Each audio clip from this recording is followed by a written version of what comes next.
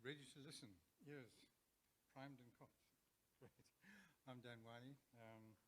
Nice to see you all. I'll take the opportunity of thanking Tom in particular, but the whole Amazwi team for continuing this colloquium, which, as Beverly mentioned, started up in 2003 or 4, forget which, and it's fabulous that it's continuing. So thank you for that, guys. Okay, we've got 3 papers coming up, so I'll just introduce them one by one as we go along. The first one is online, I believe. Strand, Nina Rivers, and Bernadette Snow. They're all based at NMMU, I believe. I've never met any of them, but they're involved with a fascinating initiative called One Ocean Hub. So I hope they'll be telling us something about that. Their paper is entitled, and it says on here, Reimaging. I'm not sure if that should be Reimagining Ocean Stewardship and Coexistence, art-based approaches to highlight Indigenous and local knowledge in marine governance. So a good stab, it sounds like, on Indigenous knowledges. Okay, so if they're ready, Mia and Co can take it away. Thank you so much. I hope you can hear me okay. I'm going to share my screen because I do realize that when I practiced this presentation, I actually took a bit longer. So I'm going to try and keep it brief. Please confirm that you can see my presentation on the screen. Yes, perfect, Mia. Great. And yes, you're right, it is reimagining. Whilst we can also say reimaging, as some of the methods used in this study has been using photography.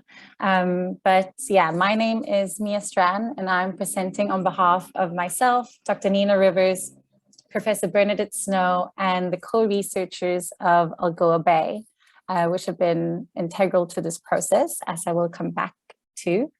And we are presenting on reimagining ocean stewardship and coexistence, arts-based approaches to highlight Indigenous and local knowledge in marine governance. So before anything else, I just wanted to quickly go through some of the themes that we're touching on today, as they can all be contested and have different understandings and meanings.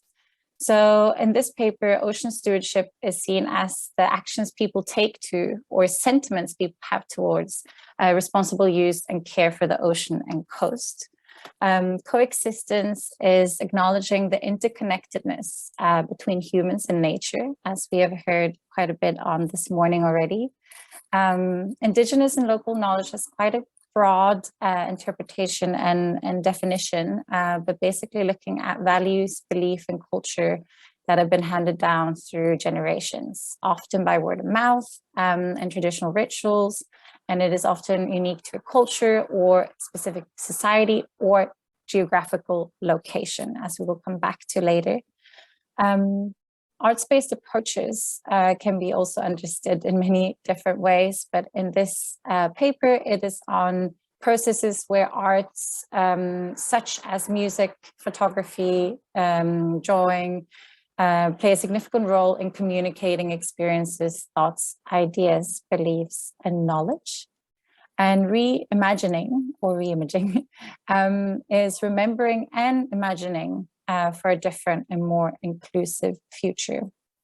In this paper relating to ocean governance and ocean management, which is defined as decision-making regarding a specific location, a marine area, and in this paper within a country's exclusive economic zone, which is extending 370 kilometers-ish, of which the country has jurisdiction over both living and non-living resources.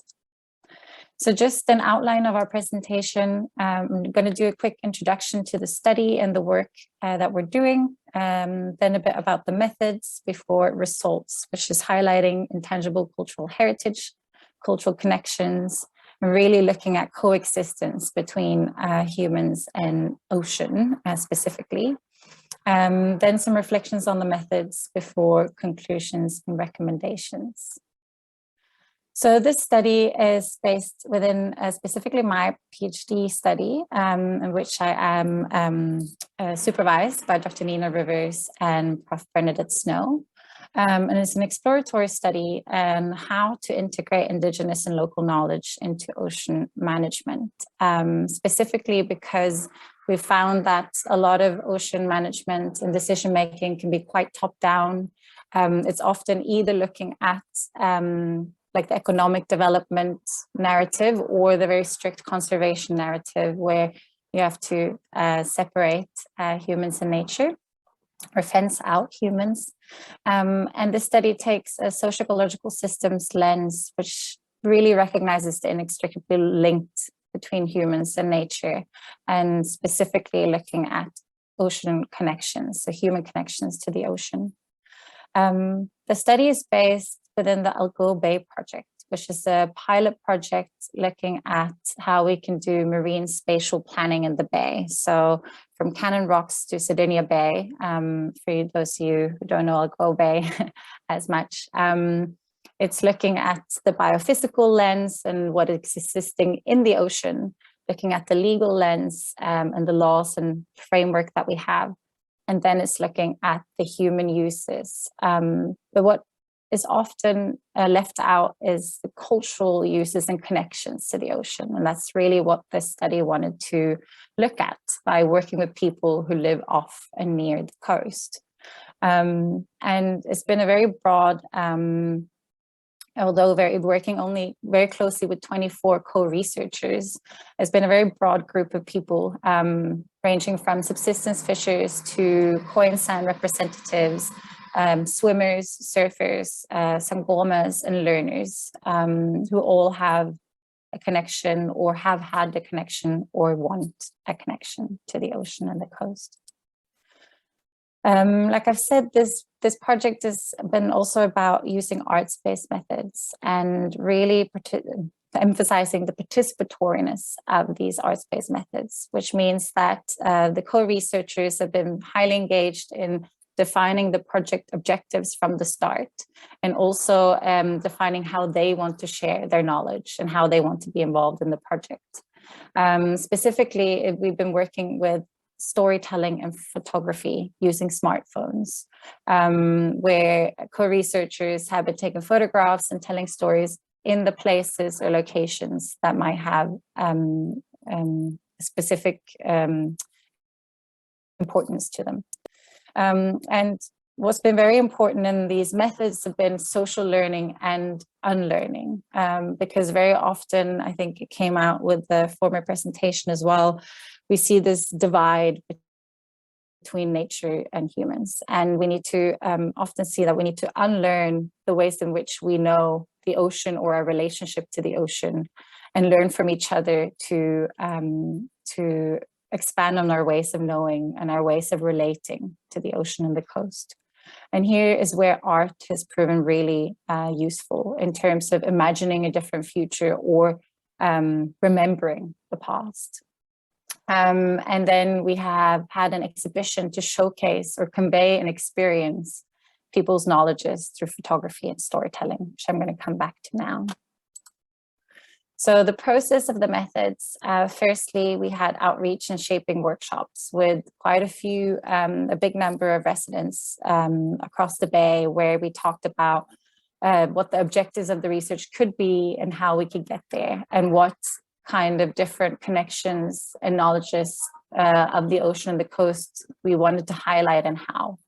And then once 24 co-researchers decided to join the study, we had cross-learning workshops in photography and storytelling, where photojournalists came to teach us all of how to take photos, and a podcaster came to tell us about different ways of telling stories. Then we had in situ photography and storytelling, where we went to the different places of significance, sometimes sacred, and that's also one of the things I'll touch on later, but went to places to take these photographs or tell these stories, either through conversation or some co-researchers wanted to do self-recording. We then had sense-making workshops where we came together to discuss the different photographs and stories that have come out, and we looked at even maps to see if we could utilize mapping to kind of look at places that were important to people along the bay.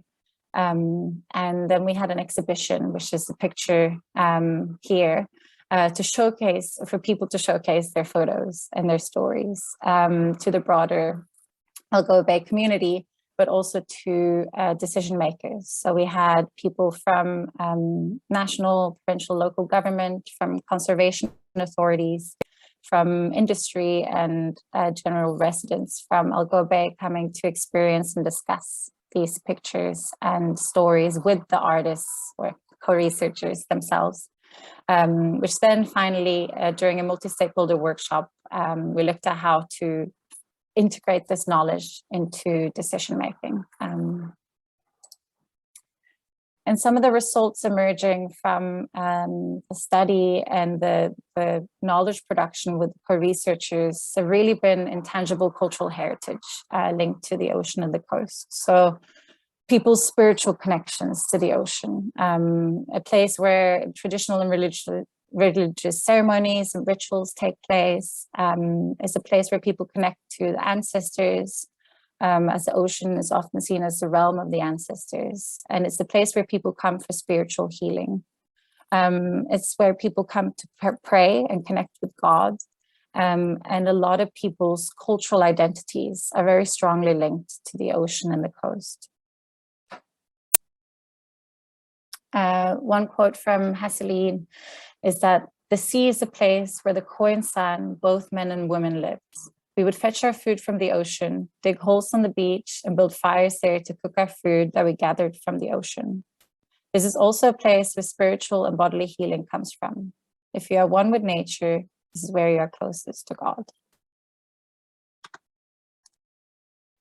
Another result that emerged from our sense-making workshops were cultural connections, which is a very broad umbrella term, cultural connections, but specifically here, it related to people's, the way they have fun. And I think that was mentioned previously as well, how much we can learn through fun. Family time, camping. The ocean is a place where people fish and harvest. It's a place where people learn and explore, and everyone, all of the co-researchers said that they felt a sense of calm and a sense of peace when they go to the ocean. As we also know, it's a place of cultural and historical heritage. There are fish traps, caves, and shell middens of ancient indigenous knowledge and practices. And it's a place where people can see their own history and experience their own history.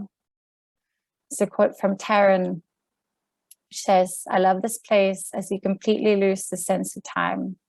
The only way you know that time has passed is because the waves come closer and closer to your feet. And it feels so safe. You feel safe." Another result or an emerging theme was that there's challenges of exclusion and lack of access to the ocean and the coast. So as we know with apartheid history and the Group Areas Act, a lot of people have been forcibly removed away from the ocean. And several of the co-researchers, either themselves or their forefathers or parents, have been physically removed from where they used to live right on the ocean. And now that means that they're further away. They can't access the ocean because of petrol or transport prices, or because they actually have to pay to get in, as we know by the Sundays River Estuary or the Cape Recife.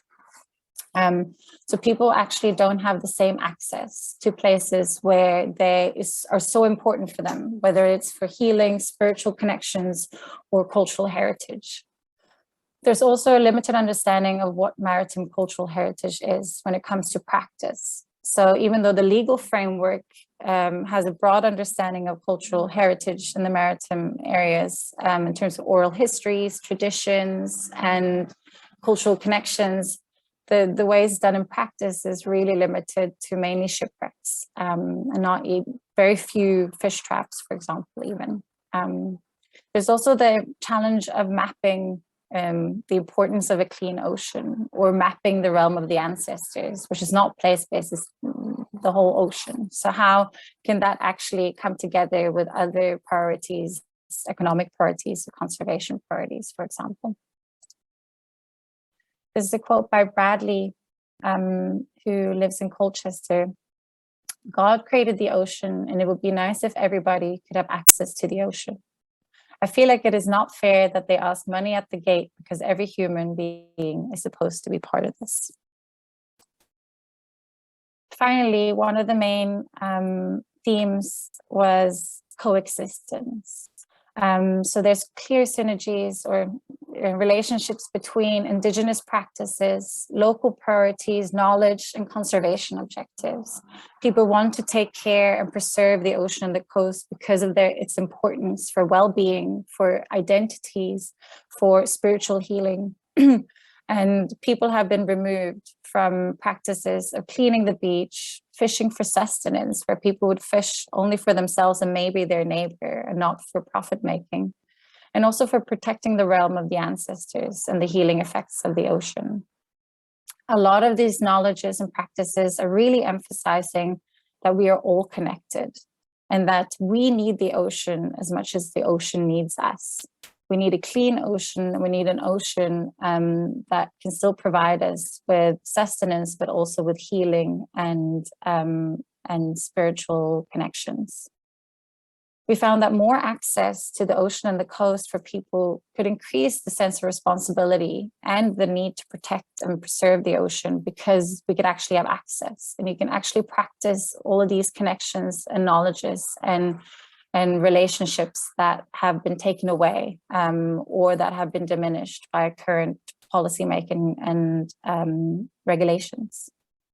And also, finally, we found that more participation in decision-making could highlight these cultural connections and tangible heritage that should be included in current decision-making.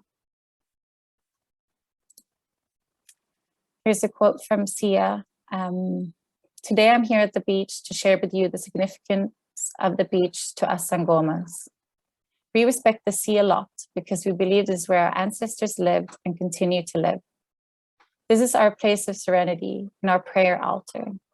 When we encounter life's challenges, the sea is our place of prayer. The sea is a place to regain strength when we have fallen short due to life's tribulations. We come here to seek help and guidance as we plead with our ancestral lineage. This is why we believe we should keep the seas and beaches safe at all times. This place is sanctuary for us, and it is pure and blessed. I'm gonna skip a couple of quotes. I realize that I do take a bit longer than I should. So briefly, for reflecting on the methods, we found that using art and spending time to learn, unlearn, and building trust and relationship really encourages us to imagine a different future or remember a different past, where people have a stronger sense of stewardship and a strong connection to the ocean and coast. And although this connection might not have diminished at all, the access has. So this needs to be improved for the connections to flourish and to actually translate into further stewardship and people's want to care for the ocean and coast. We've also seen that this has been super important and useful to unravel, mesh, and ravel knowledge, as Galafasi emphasizes. To really unlearn something and learn something together, we need time, we need processes of really think about the ways that we know the ocean, or the ways in which we think we should manage the ocean and coast. So some conclusions and recommendations. We found that using art has been really useful to convey cultural connections and reimagining interdependence with the ocean and the coast. We really need to recognize that cultural connections are part of our socio-ecological system. We might actually have to refer to a social-cultural ecological system. And very often, these connections are undermined when we look at socio-economic and ecological aspects of ocean governance. We need better representation and participation of Indigenous and local knowledge holders in decision-making to really expand our understanding of what marine cultural heritage is. And what we found is that there's so much common ground in terms of conservation objectives and uses when it comes to cultural heritage and Indigenous and local knowledge. Therefore, we should explore alternatives for co-management, where people can be way further engaged in how we manage and preserve and steward our ocean and coast, where we really emphasize the coexistence that humans and interdependence that humans and the oceans have. Thank you so much.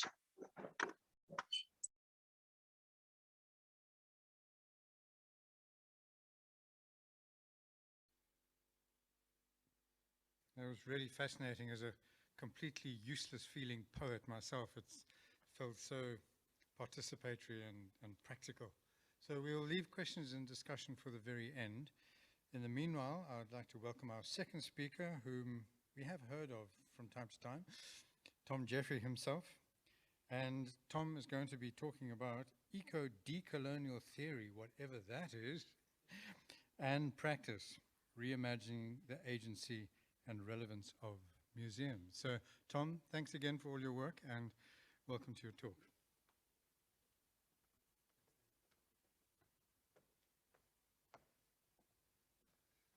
Good morning, everyone. Just adjust this a little bit. How's that? Cool. Hi, good morning, everyone. Thank you very much. Thank you, Dan. I'm Tom Jeffery, as you mentioned, and my paper is about my research work I've been doing into eco-decolonial theory and practice, looking for ways to revitalize the agency and relevance of museums, which are problems that we face in museums today. So this paper draws on research into South African museum practice I've been doing since 2017. It's grounded in a deep analysis of our context of museum practice. That was the first phase of my research project, and identified restrictions on decolonial museum practice and surfaced potential new pathways towards transformation. That's the core of it, looking for the restrictions on a decolonization of museums and finding new ways we could revitalize our attempts to decolonize our work and our museums. So I'm going to draw on my research quite broadly today and highlight some important points. So if I sound like I'm making sweeping statements at any point, it is backed up by published papers and research I've done. So if I sound like I'm making general claims, please forgive me for this moment. So the contextual analysis locates South African museum practice within the international arena. That's important, I think, to have this broad perspective on our work.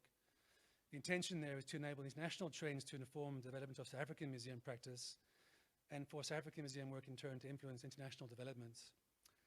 So many of the challenges we face in museum practice today and the problems we have to address in society have these global roots, and not just local or regional or even national problems. They have these really far-reaching international issues we face. I think it's important we have this broader context in mind, even as we work in the regional, national spheres. All right. So it's widely recognized that to be responsible for social issues is at the core of contemporary museums' mission. This is what museums are regarded as being about, social responsibility. My initial analysis in my research found an absence of ecological issues from the practice of South African museums. So we had this social focus, but an absence of ecological focus in our work. And also an absence of potential to resolve that situation. So we had this problem we didn't really have the means to resolve, and I wanted to try and work towards that resolution. I think that's a big problem for socially responsible museum practice, because we live in a time of global social ecological crisis, in which the entanglement of social justice with environmental justice is a vital foundation to responsible activity. That entanglement, I think, is an important phrase. We've seen it, Mia spoke of enmeshing and networks, these sort of rhizomatic structures we're seeing more and more in our social work is very important. I want to emphasize that sense of entanglement. So I think that entanglement is often overlooked, and this is a big part of the problem that we face, is that we don't have this focus on these complex networks in our social focus in museums. So the absence of ecological justice is rooted in the historical and persistent nature-culture dualism of museum practice, the divide between nature and culture that persists in museum practice. And to disrupt that division is urgent, because this is what prevents museums from developing the nuanced responses we need to contribute to the mitigation of the complex problems that we face. We need these more nuanced, detailed solutions to the problems that we face. So in other words, to disrupt traditional modes of museum thinking and practice is urgent, because this traditionalism is actually what limits our agency and relevance in society today. We need to look beyond the ways we've been working consistently for the past 100 years and more, even taking into account recent developments of decolonial work. So new ways of thinking about museums and of doing museum practice are needed. There is recent work that explores new ways of thinking and working, particularly from a decolonial perspective. And an emerging strand, notably in Australian museological work, emphasizes an environmental perspective in museum practice. But these two turns, the decolonial and the ecological turns in museum practice, remain largely separate. They don't really speak to one another very much. And in response to this, and in the interest of generating these more nuanced forms of museum practice, this is why I propose an eco-decolonial form of museum work, bringing those two strands together, the ecological and decolonial, into the eco-decolonial. And that approach, I think, can draw together social and ecological justice into one perspective, or one way of thinking and working in museums. So I'm hoping that the eco-decolonial museology can negotiate the tensions between social justice and environmental justice, and between human culture and nature. And as my paper title suggests, the point of that is to create new ways for our museums, such as Amazwi and all the museums in our country, to have agency and relevance in our society. So I want to explore some aspects of this eco-decolonial mode of thinking today, with a focus on why I think it's needed, and the impulses that drove me to think that it was necessary, and that drove me to develop it. And I also look at the value I think it can offer to our museums, and also I think other disciplines across the social sciences in South Africa and further afield.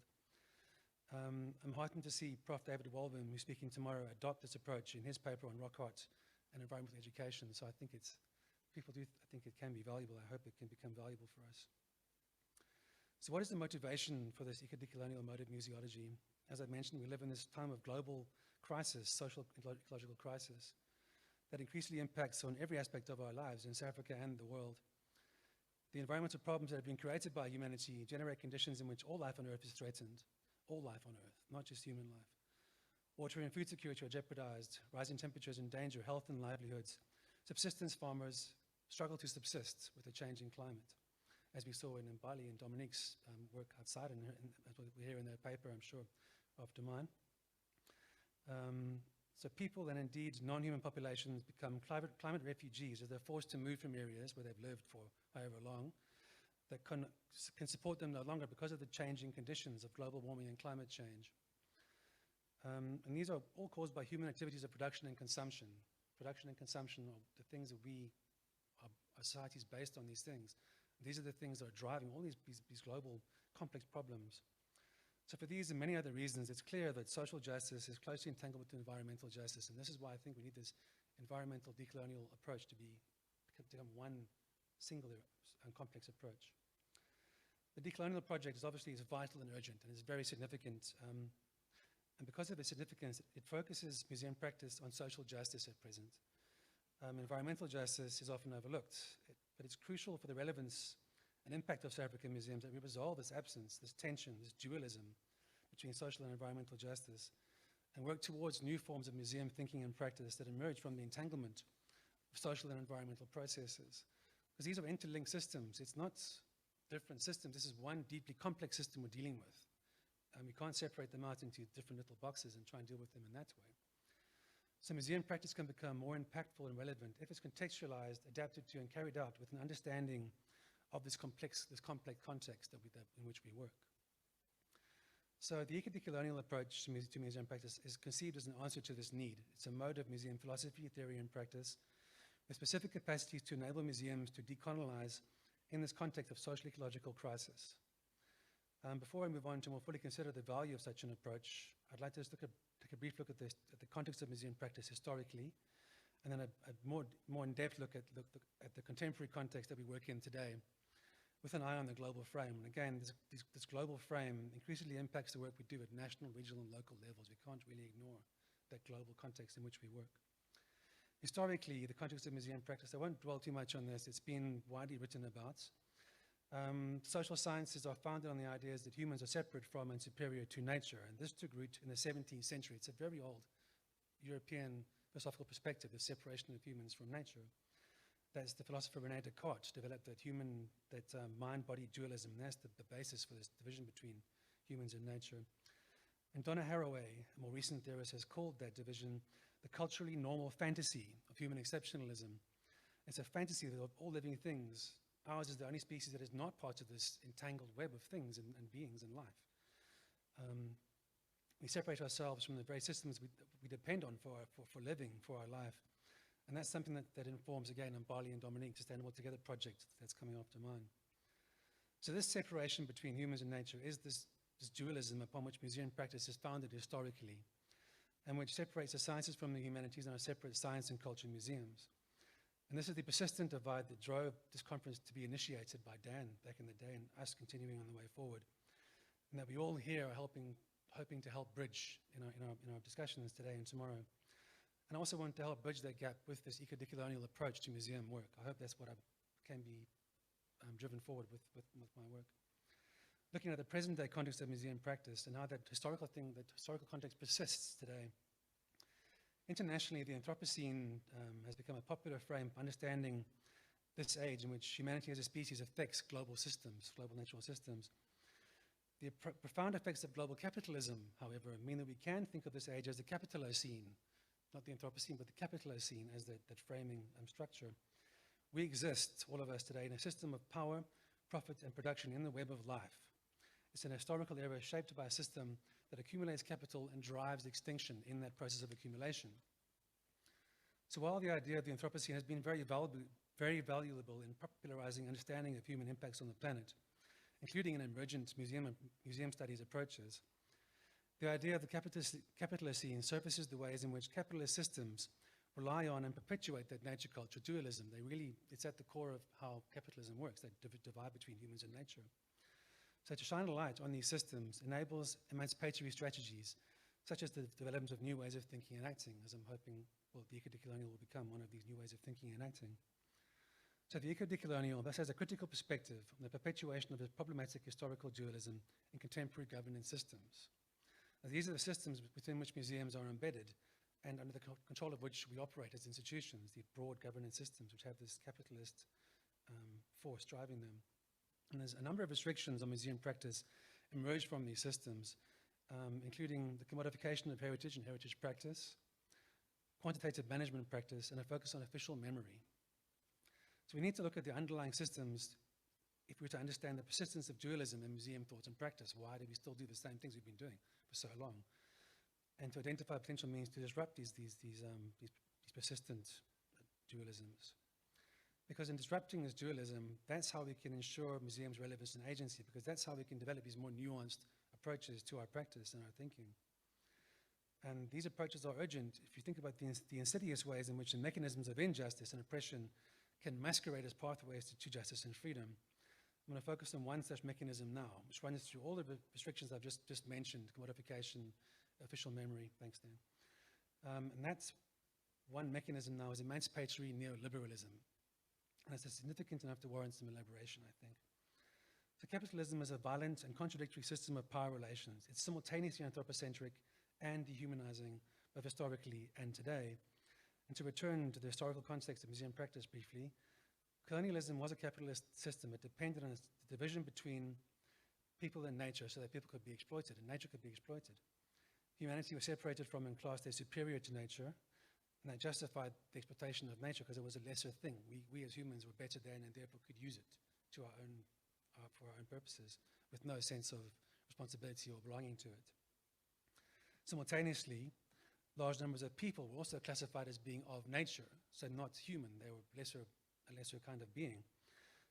And that was also so they could also be exploited. So you had this hierarchical structure put in place by colonial powers that persists today in many ways. So these violent dualist contradictions remain true in the era of neoliberalism. The capitalist, this term, cognitive empire, this way of thinking in capitalism, takes away our ability to imagine or propose any alternative without being made out to be wishful and irrational. It presents itself as the only way of thinking. So emancipatory neoliberalism, this sort of paradox, is part of this cognitive empire.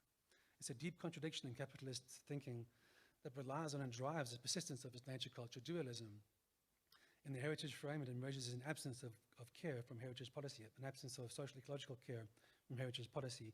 Heritage is seen as an industry in which performance is measured in relation to job creation, investment, and economic growth as the only solutions we have to social problems, separating out the environmental things that Mia and Nina were speaking about and emphasizes important.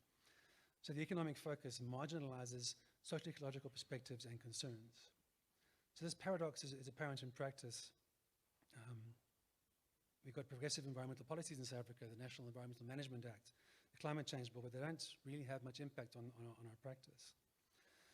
So it seems that the policy framework that underpins decolonization proposes to counter the inequalities and violence of colonial dualism with the inequalities and violence of contemporary capitalist dualism. So there's this attempt to fix the problems of the past with appeal to the same systems that persist today, which is not ever going to work.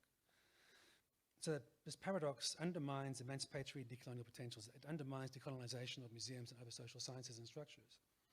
And that's the paradox I think we need to really surface in our work in museums and any social science work, really. So the critical eco-decolonial perspective is grounded in this historical view of dualism. It shows how it emerges from colonial capitalist dualism and how it's perpetuated today by neoliberal ideology. The eco-decolonial emphasizes that successive manifestations of capitalism have impacted the idea of the museum and that these generate the separation of social from ecological justice, these historical ideas, and how they manifest in capital. And they also restrict potentials for museum practice today that can provide people with agency and ensure that museums are relevant. So these systems of governance and these structures that are in place at a deep level are what ultimately limits the work we can do in museums to have relevance and agency in society.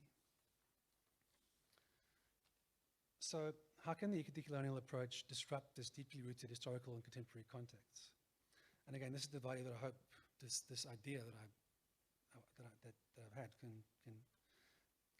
improve conditions. So during the post-apartheid existence, museums in South Africa have struggled to reinvent themselves for new, diverse audiences and emerging needs.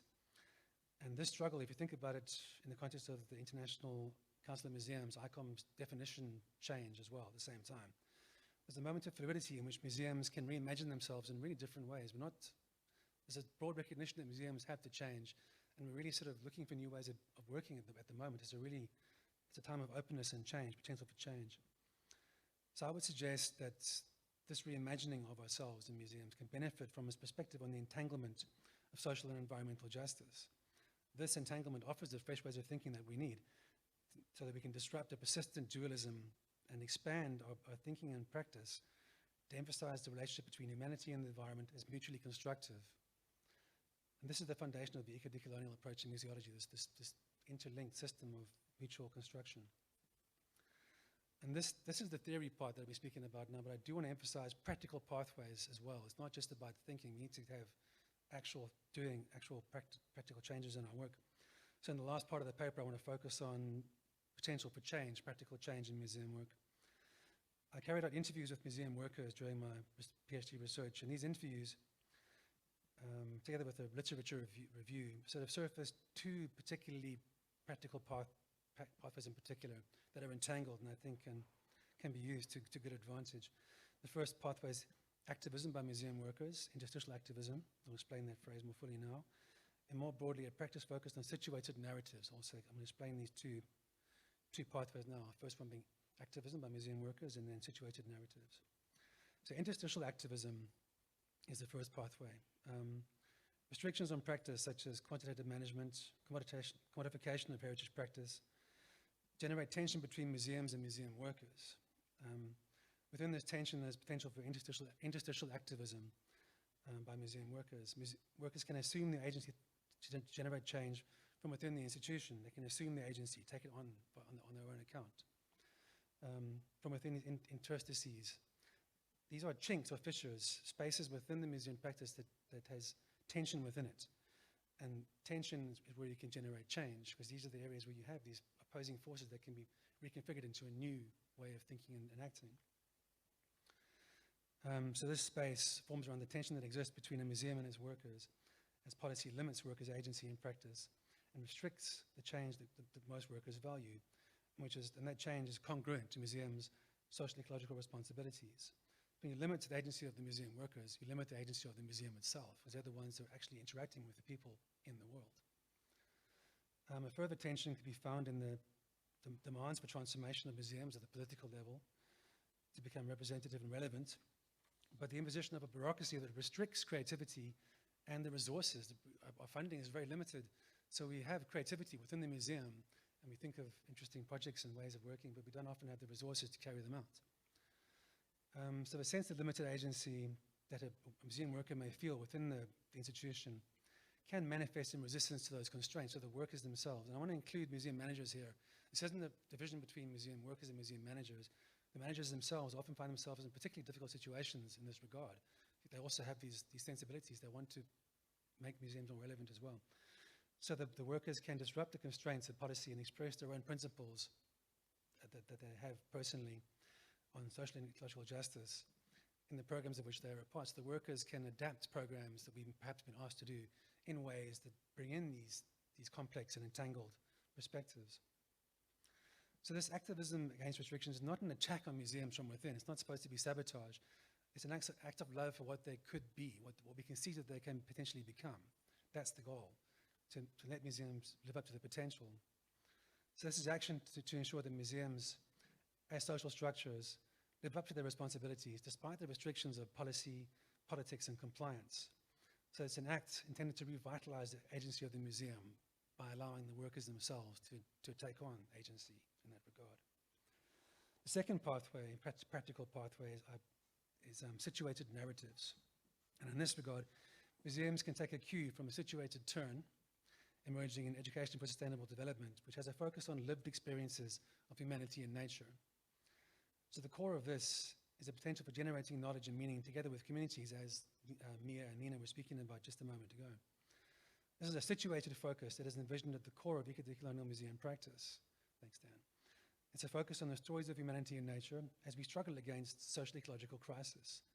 These are stories which museums can help to be told through our proficiency as storytellers. Museums are places of storytelling. We can use those skills to let the stories of struggle emerge, as Mbali and Dominique have done.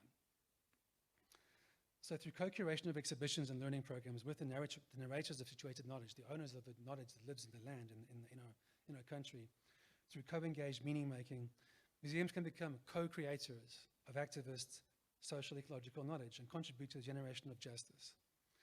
This enables museum practice to have greater agency and to offer agency to humanity and nature, the people in the world who are struggling against these changing conditions.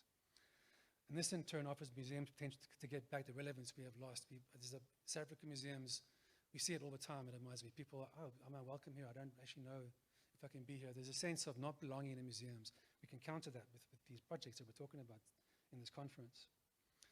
So situated narratives focused on humanity and nature is decolonial because it admits marginalized knowledge, and ecological because as it admits this knowledge, it deepens our understanding, page change, of the world. So it admits marginalized knowledge that shows us a different way of looking at the world.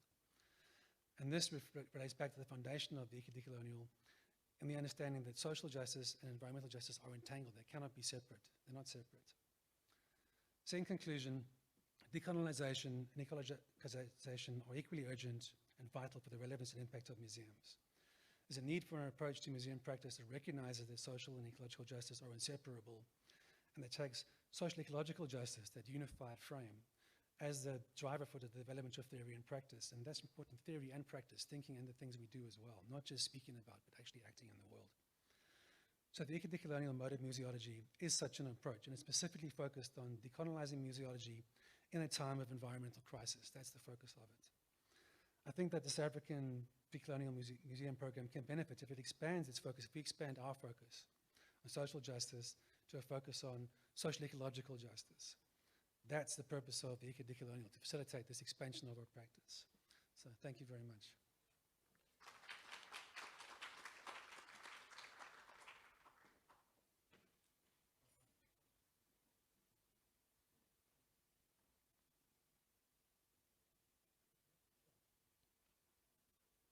A phrase that struck me forcibly from the paper was an act of love.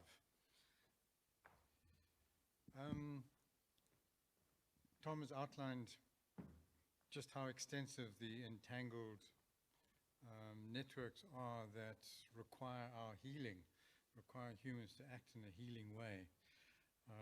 We're up against it. We really are. So hopefully we'll get some further direction in that from our next speakers, Mbali Marais, who is the founder of a project called Return to Origin, which is intriguing. I hope we'll hear more about that. Angelique Michaels from Stellenbosch will be online, I believe. And Dominique Santos from Rhodes will present on healing the broken links between people and nature, exhibition as storyteller. So that'll provide some interesting overlaps with the previous papers. Mbali and Dominique.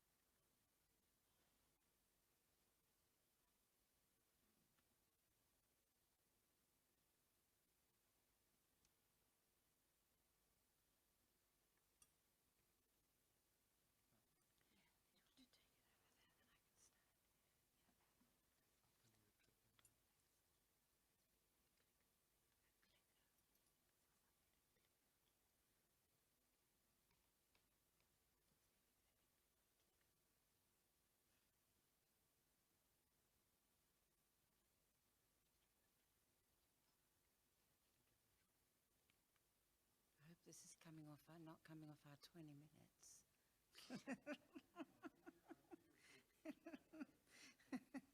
So thank you to Amazwi for hosting us, our community and our exhibition. You know, our ancestors intended the World Wide Web. That was their intention of this whole production that you've done so beautifully. This is the World Wide Web, and that's what our ancestors intended it to use it for originally, so that we could reverberate all our work out into the world. So my name is Mbali Marais, and I am on the land of South Africa, and particularly Makanda in the Eastern Cape. My two colleagues from Return to Origin, Angelique and Dominique Santos, which is here, have co-written the paper and will also present. I acknowledge the old ones who came before, and all of the elements and the elementals, and the community of Ecology who are joining us today as co-creators of the exhibition as Storyteller. When I asked a Bushman a few years ago to tell me about his relationship to nature, he looked puzzled. "I don't understand the question," he said. "I am nature." I'm going to tell you a story.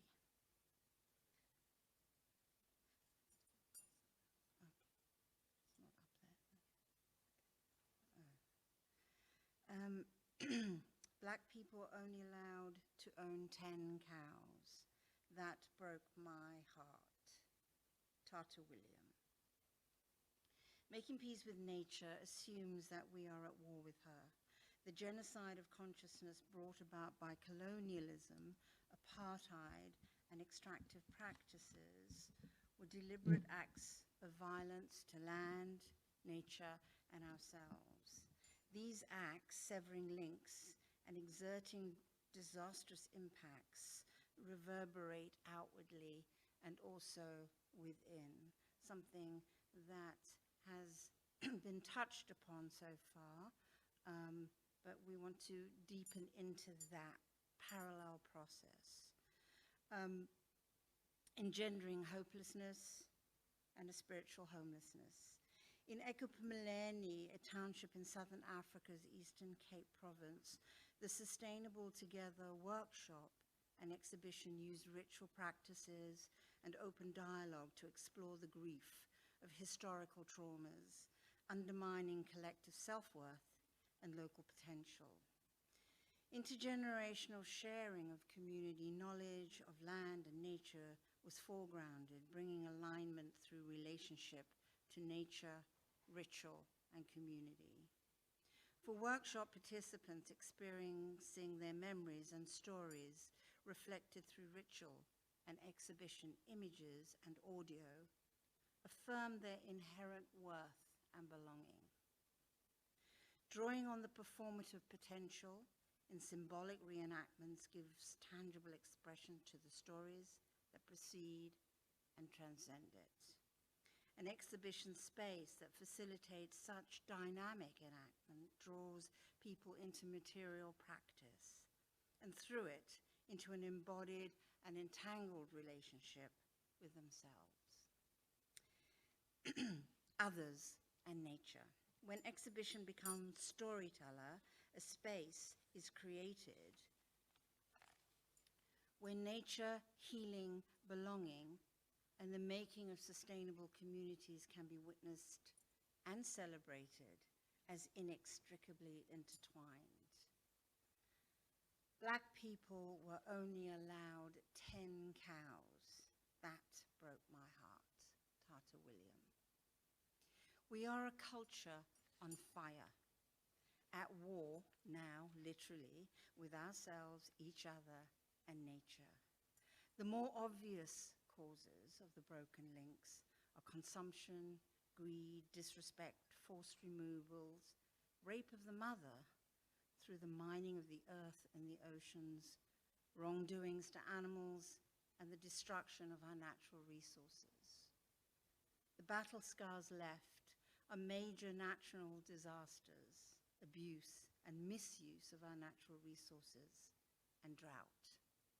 When this is mirrored back as a parallel process to which we are inextricably linked, we find that in the aftermath of this war, we are left with unspoken hidden histories, separation, self-hatred, a war on women, and a value system where worthiness has no place.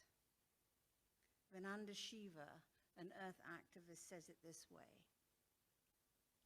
in nature's economy, the currency is not money, it is life.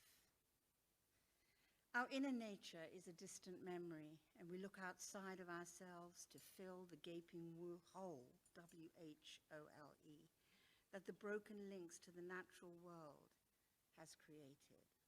The wound is so deep, it often feels impossible to remember that we are nature, as the Bushman told me.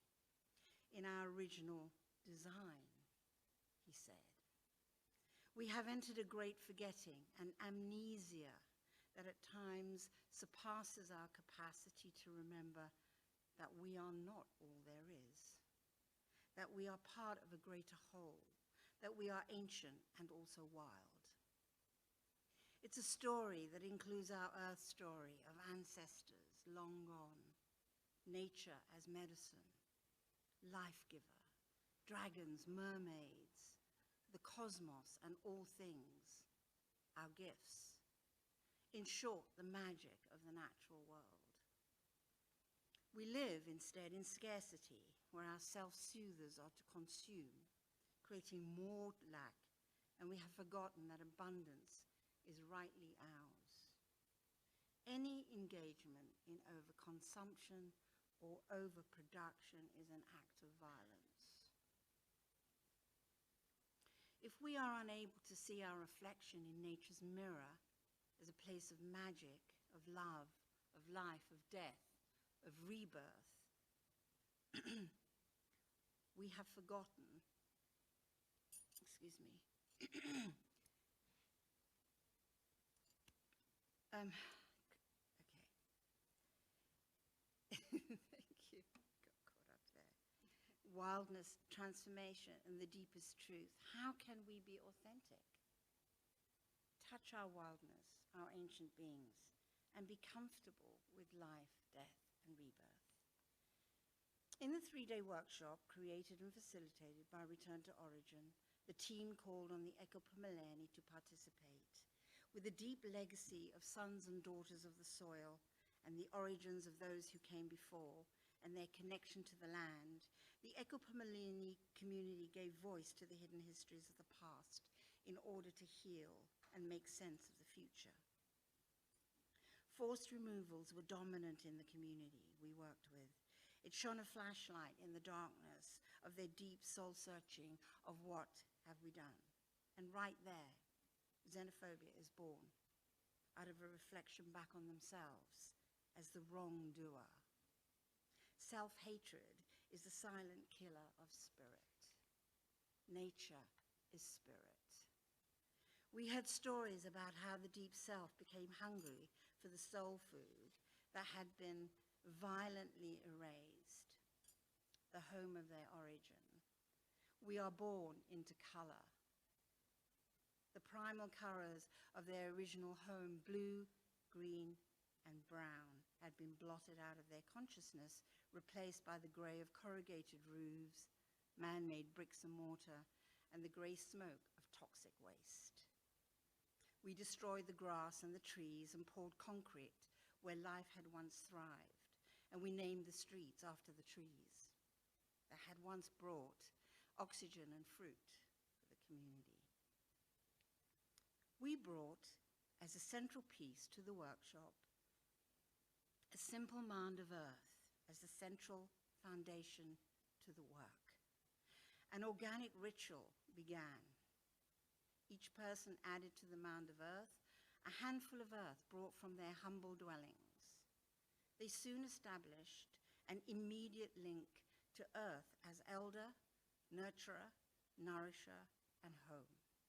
It was the earth where they knelt to pray, light candles, pour water, sing.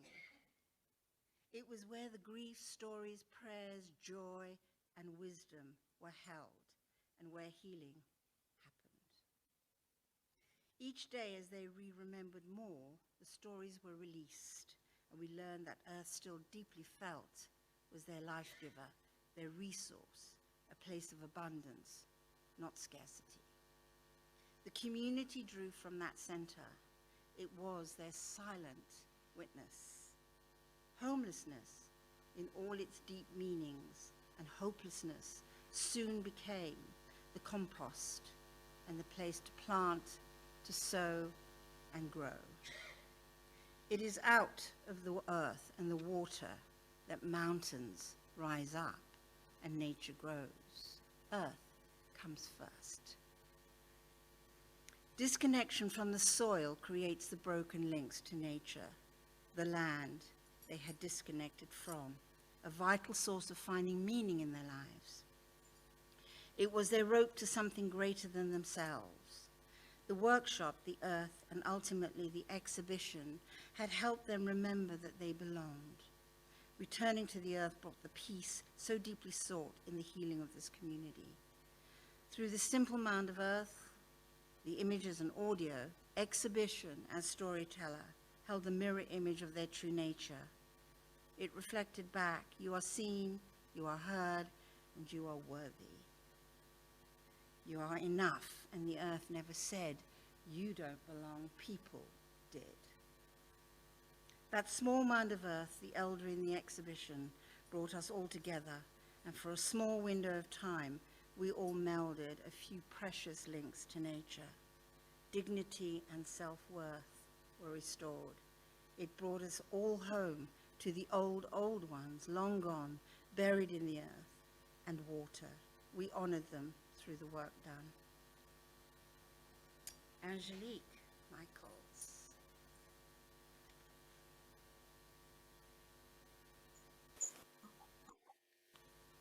Candles flicker and colored wax hardens in streaks across dark soil. Earth, scattered with seeds and adorned with flowers and fruit, tells a story of offering, honoring, and abundance, of relationship to nature. In words encircling this earth mound, the beginning of a community manifesto takes shape at the feet of anyone present to witness it. Forgiveness, dignity, community, respect. A circle with earth at its center, finding expression in various contexts, would serve as a powerful vehicle for transcultural and intergenerational dialogue. The healing power in processes of witnessing and being witnessed that an exhibition makes possible is granted new meaning by the material and symbolic preparations preceding its enactment. Before its opening ceremony, a space conceived of as sacred calls for an attentivity to the elements and materials constituting it. On the day of this exhibition, intentions were set and prayers offered while Impepo burned. Practices like these contribute to the resignification of space as sacred by giving tangible expression to the traditions and stories that precede and transcend them. This process is expanded when rituals turn witnesses into active participants. Following the drumming and opening song, people attending the exhibition each placed a handful of earth on the mound at its center. Through this practice, at once material and symbolic, those attending reenact the earth ritual originally performed by the community. And through this reenactment, for a moment, everyone present is brought into direct relationship with one another and with those they've come to bear witness to. When tactile, textured displays of content, light, and sound, spatial composition meet with an awareness of the genealogies and histories in material things, and the symbolic and dynamic lives preceding and outliving them, an exhibition is transformed into a political and symbolic site where social change and transformation can be facilitated. Yet, even with an understanding of the power of place and the transformative potential of elements and materials, these to a large extent would remain latent and untapped without the practices and symbolic enactments that imbue matter with life and with meaning.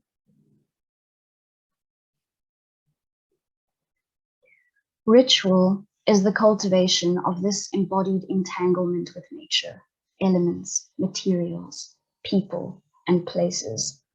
It is a practiced intimacy with matter as performative and responsive, of spaces informing relations and of the stories articulated through them. Harnessing the performative potential of ritual and exhibition making and the creation of narrative space draws people into relationship with place and the cultural processes and natural elements composing it. This relationality performed through ritual, when not just conceptually understood, but practiced, transforms materials into technologies and through it brings processes, publics, and places into being. This celebration of practices previously devalued, the conscious creation of platforms for stories formerly muted in our context, facilitates healing precisely because it speaks back to histories of trauma to land and to people. Here, legacies of colonialism and apartheid bleed into relations, spaces, materials, and memories. Here, traumas intersect with narratives of progress and development that in their veneration of all things deemed modern, have disregarded indigenous knowledge systems, devalued traditions, and severed relations to land, place, and history. In contexts like these, material practices that align nature with ritual and community can serve to re-signify exhibition as storyteller and facilitator of the healing and social transformation that the contemporary moment calls for. For many participants in the Sustainable Together project, what was most affirming was being witnessed in a space traditionally associated with things of value, things worth remembering, preserving, celebrating. Suspended between wooden frames were moments forever etched into memory of rituals enacted, hands clapping, land tilled, people gathered at the Kariga River in garments that celebrate who they are and where they come from. It was seeing themselves reflected back in high definition, photographed and framed.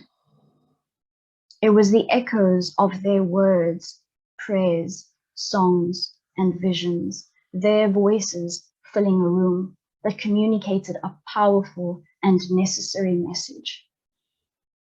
There is worth and wealth here. These stories matter. Dominique, this. They're waking up a hunger inside. You see, there is something inside, even way inside, down there, that is hungry for ways of the olden days. And seeing these pictures, it makes you remember where you come from. Zanele spoke to the group as we gathered for a roundtable discussion on the final day of the exhibition. It was a reunion for the community members who had participated in the workshops which had formed the basis for the Sustainable Together project.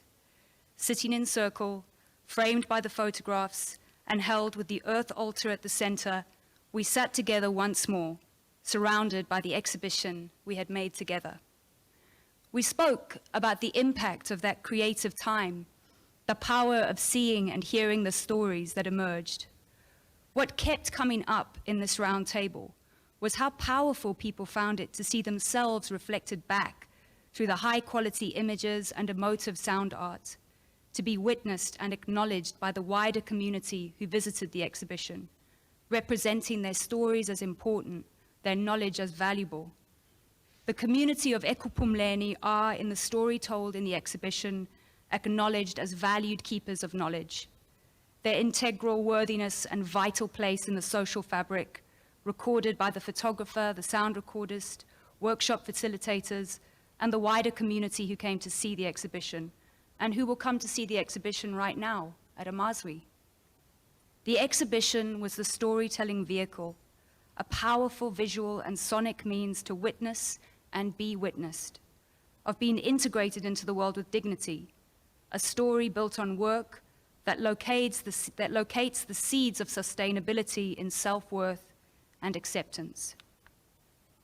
But even more so than this, there was an acknowledgement that nature itself was a co-creator of this exhibition, thread through the entire process with ritual invitations. How was this exhibition then ultimately a storyteller of the renewal of this sacred bond with nature? It was nature, honored and invited into the embodied creative process through rituals, drawing in the elemental world of earth, seed, rocks, and water, who animated the tangible energetic shifts we all experienced. As we reflected in circle, a community elder spoke to the manner in which ritual offered a space for nature to enter into creative relationship with us, expressing it as a sense of revival and reverence, an awakening of aliveness and connection to the unseen world that had reverberated through him, reverberated through all of us.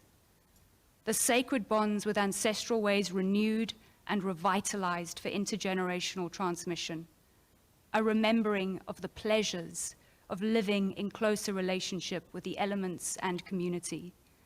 This joy and sense of completion, of wholeness, reflected back to participants as they saw their true form in nature's mirror, made possible by actively cultivating and inviting in nature as co-creator and integral to all that we did in our work. The community's welcomed participation in the making of this exhibition opened a door through which the possibilities of healing the broken links with nature could be glimpsed. The promise of that glimpse of what we might be, what renewing this sacred bond that is in all of our ancestral legacies might mean, is the key to the story being told in the Sustainable Together exhibition. Exhibition, to conclude, exhibition as storyteller is also the vehicle the community uses to transmit the stories to the next generations. The stories thus reverberate through the generations, teaching our children to love the earth before trying to save it. It may be our only hope. Inner and outer nature are inextricably linked. When we return to our original design and ways of knowing, we will begin to make peace with and heal the broken links to nature. Thank you. Thank you.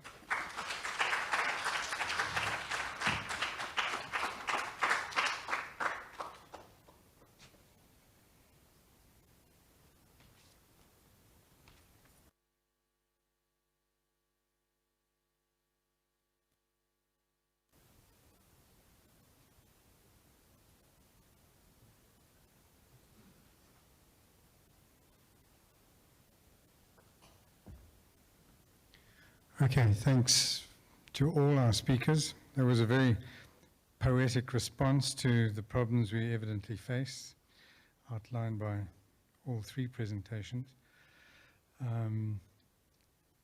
Yeah, it feels to me like a daunting task, that these are still sparks of hope in a pretty bleak landscape, but without them we'd be completely lost, wouldn't we?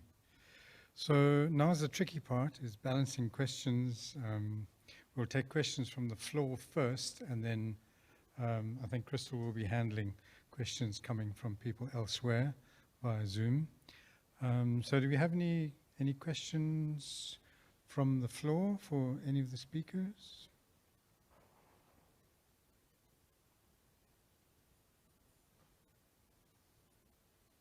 I can hardly see you for the lights here.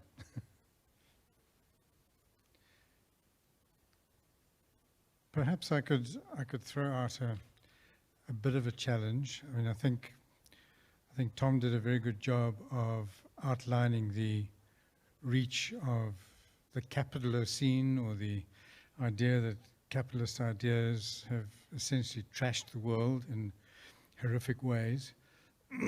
But I do wonder, I keep thinking of Plato writing several centuries BC about the despoliation and deforestation of ancient Greece, way before capitalist ideas were ever formulated. And that deforestation happened in order to build warships. I think of the carbon footprint that Putin's invasion of Ukraine must be causing right now. And yeah, I wonder how one takes Mbali's kind of healing and those beautiful community initiatives to the warmongers, to the CEOs of Shell and Chevron, to the mining magnates. How does one incorporate those people into a caring community that will regenerate the natural resources, that will heal the scars that have already been made? Maybe I could direct a slightly more focused version of that to Mbali. Your project entitled Return to Origin, given the developments over time, over the centuries, is there really an origin left to return to? Or has our world not been so irrevocably changed and damaged in certain ways that it's rather a question of inventing new ways of doing things rather than returning to origins? A challenging question.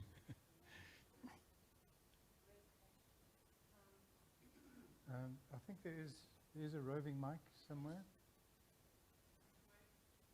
Thank you. Are there any other people like to ask? I'll keep you in line. Thank you, sir.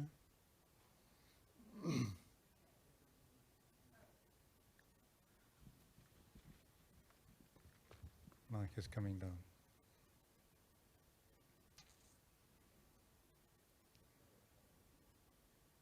Thanks, and everybody can hear us. Yeah, challenging question. What comes through for me is that I feel that how can we not is my answer. And that returning to our original signature, our original design of I am nature, which I think is why, we started with that, which the Bushmen, despite everything that has happened to them, has never forgotten. That is what sustains them. And that original design doesn't mean going back to wearing loincloths and carrying spears. That original design is, which I think has been touched on by Tom, by Nina, by all those people, is that the original design is remembering what our relationship to nature was originally as stewards of the earth. So going back to the stewardship and the caring for and loving the earth, as opposed to trying to destroy it through consumption. So returning to the original design of remembering everything as sacred and not something that we need to own and destroy, and also remembering that we are part of a greater whole, that we're not all there is. And that has been a huge dis-ease in the world, is thinking that we are all there is and forgetting that we are part of a greater whole, which the original people, Indigenous knowledge systems, I think are referring to. I personally would agree entirely. It's a question of getting that to the right people, to the power brokers of the world, isn't it? There was a question from the gentleman in the blue jacket there.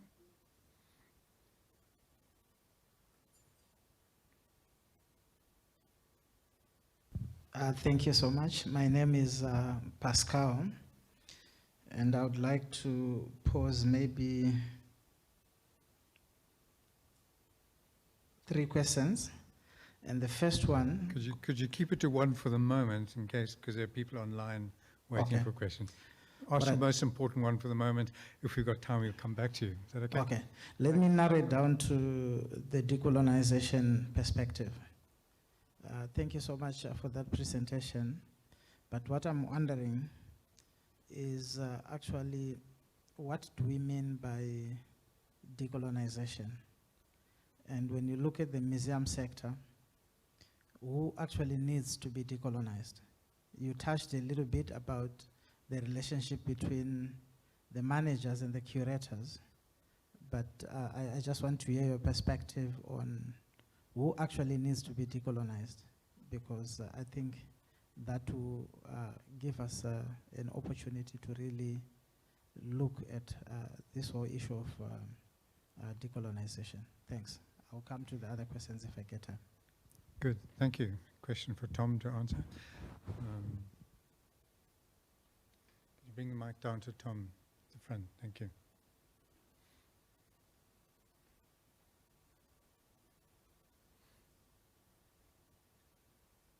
So thanks for the question. I don't think it's a matter of who, but what. Systems need to be changed. Ways of thinking need to be changed. Not about some people don't, some people do need to be decolonized. Everyone working within the systems that are flawed and problematic, we're all looking for new ways of thinking, and I think that's the most important perspective, is to change the systems, not necessarily the people. That's why I say it's not about museum workers versus museum managers, it's about the museum as an institution embedded in problematic systems that needs to be the focus of change. So it's about people, yes, but not about certain types of people, certain kinds of people.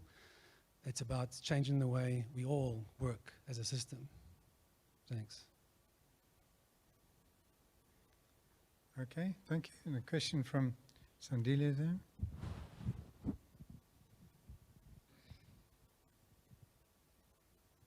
Thank you. I do have a question for Mbali. Actually, I would love to know if they've looked at the ways and means to synchronize, you know, the going back to, or the back to the call that they're doing as a collective with, you know, the developments that are happening now, especially with, you know, the 4IR, you know, and also, you know, the developments in the world over. Because I believe that, you know, with globalization and capitalism, now the socio-ecological space is being, you know, hampered by all the developments or so-called developments.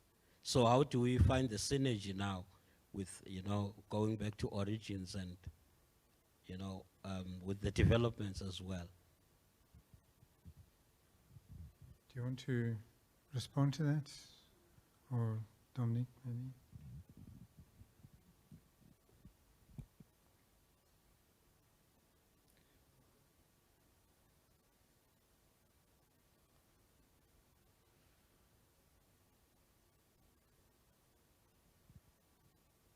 Okay, thank you for that question.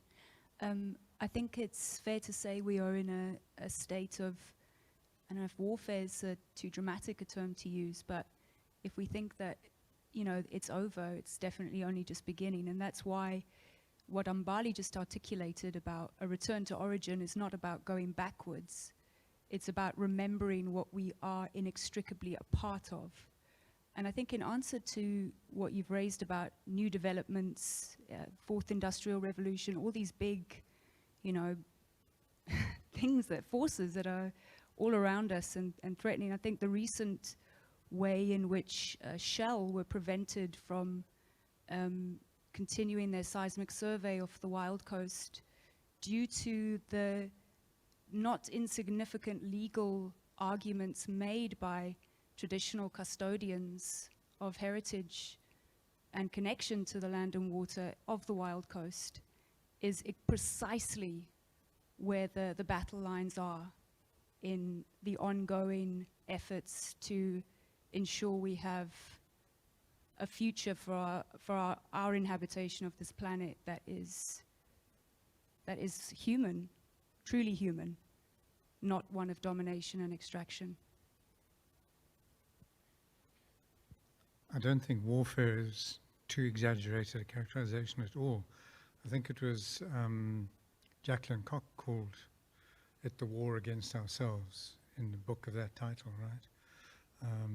And Mbali, you referred to acts of overconsumption as acts of violence. Led me to think of Rob Nixon's wonderful book, Slow Violence, which is not about warfare on the Putin-Ukraine scale, just to bring up the current issue, but the slow, incremental damages that occur. In my talk, I'll be referring to the oiling of a penguin and the number of oil spills that have occurred on the South African coast, damaging penguin life amongst all the other lives, including human lives, that have happened since that poem was written half a century ago, is just terrifying.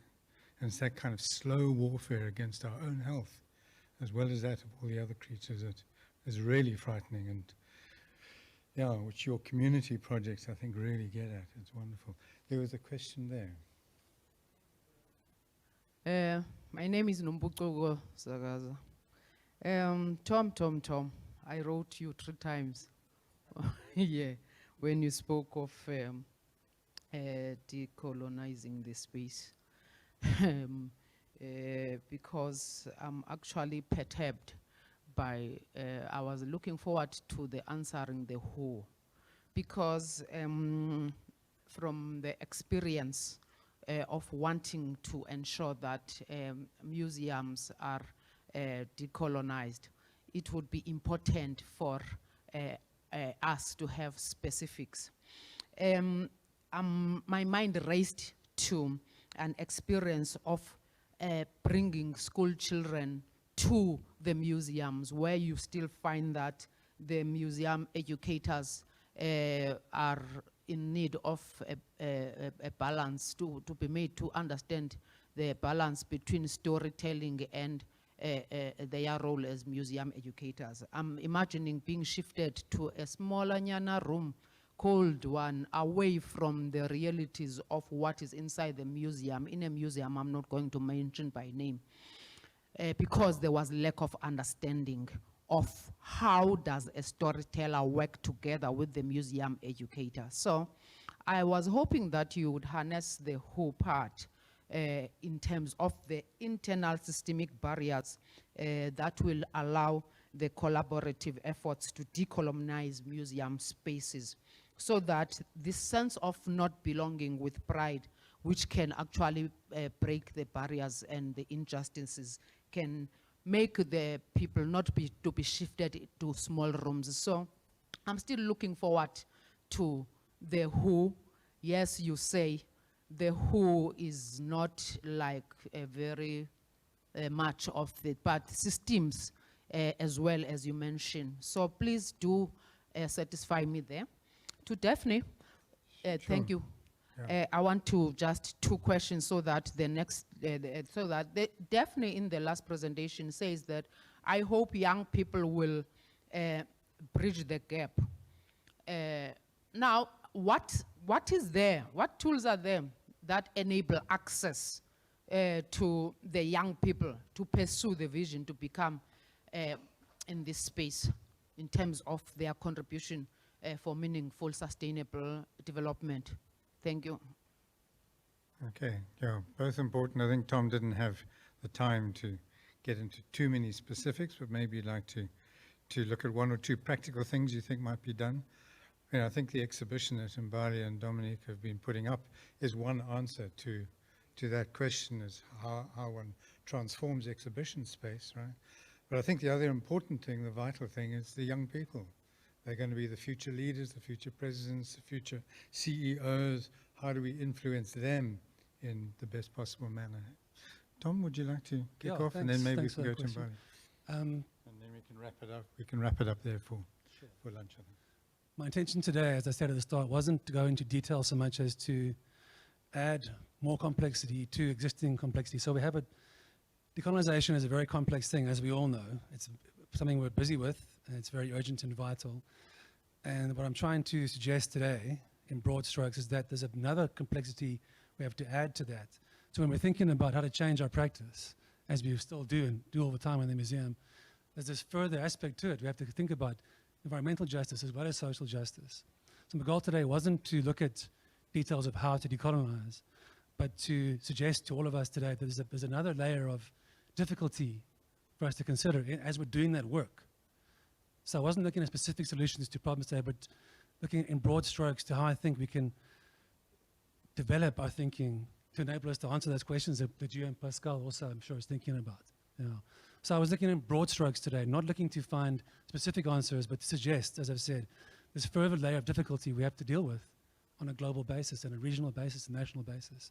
So I'm sure you were hoping for me to address specific things. That wasn't my goal today. And I hope I have addressed that in other places, publications. I'll share them with you. I'm happy to do that. And as Dan said, projects like Mbali and Dominique's, these are the answers that I think museums must develop. These projects that we co-curate, co-develop. That's, I think, where we must look. I guess it's worth pointing out also that the museum, particularly under Basil Mills, do an awful lot of outreach to school kids already.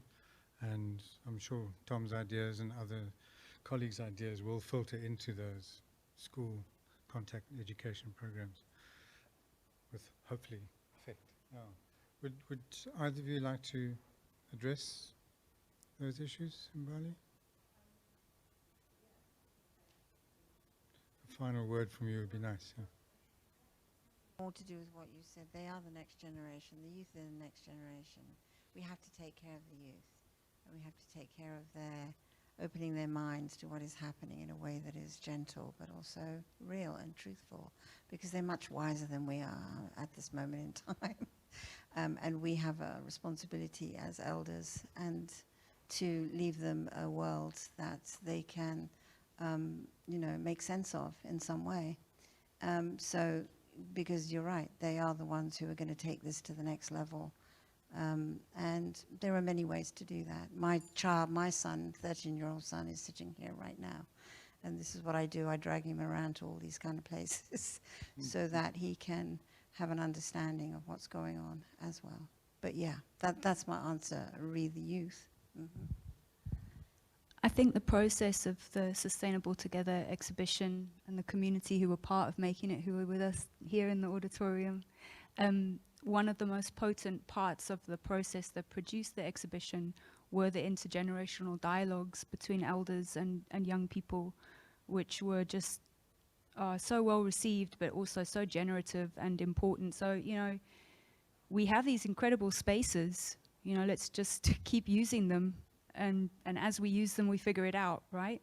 But we have to be open to using them, and we have to be open to making everyone feel welcome in them. Yeah.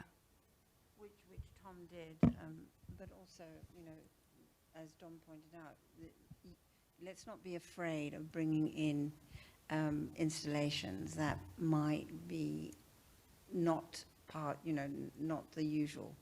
Let's bring in installations that break this spell around museums as cold. Let's bring in installations that really connect and link people to their origins. Thank you. Okay. If there's nothing else, we'll take a break for lunch. and we can continue the discussion there and be back at whenever it is. There we go, 5 to 1. Thank you, everybody, and thank you to all the presenters.